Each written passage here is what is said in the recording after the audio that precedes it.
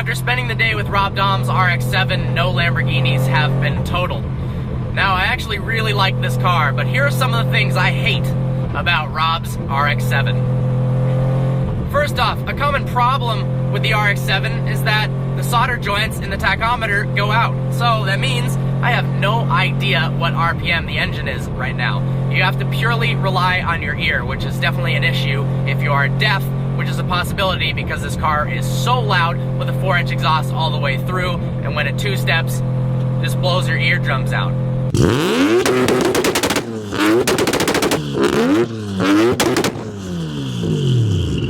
Now, to simplify his life, that's Rob's quote, he decided to cut the transmission wires, which now you have no speedo. You know, speedos are good reminders of how fast you're going. So if you get pulled over and the cop asks how fast are you going, you can say you have no friggin' idea because Rob doesn't want to know. This car has a laundry list of problems, some of which make the car better, the others don't. For instance, this car was driven hard at the drag strip and 5th gear completely sheared off.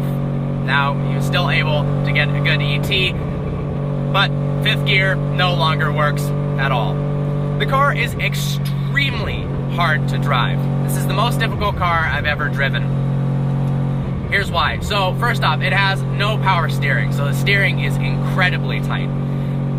It also has ET Street drag radials on the back, which cause the car to track back and forth all over the road like the alignment is completely screwed up. Now, apparently, with more normal tires, the car tracks perfectly straight. This vehicle is also extremely hard to get into any gear, more so than the infamous Ford GT. Putting this car in reverse, first, second, third, fourth, fifth, well, fifth doesn't work anymore, is a difficult process. Now, this car has a 20B 3-rotor engine from a Mazda Cosmo, but it's got an S480 Borg-Warner turbo on it. Now, the car makes 750 wheel horsepower at 25 PSI, but the turbo lag is unbelievable. You floor it, and the boost doesn't kick in until 5,000 RPMs, so nothing is happening at all. Then the boost kicks in. So, definitely something you have to get used to. It's definitely fun when the boost kicks in, but that lag is unbelievable. The last downside of the RX-7 is that Rob Dahm's YouTube channel has more subscribers than me. Wait, that's not related to the RX-7. Well, his Lamborghini is also cooler than mine. Nope, that's not related to the RX-7 either. Well, that's about it. This car is pretty awesome. It's got its quirks and stuff. It's hard to drive. It stalls when you're going at 40 miles an hour in 3rd gear. Sometimes the car just decides to shut off.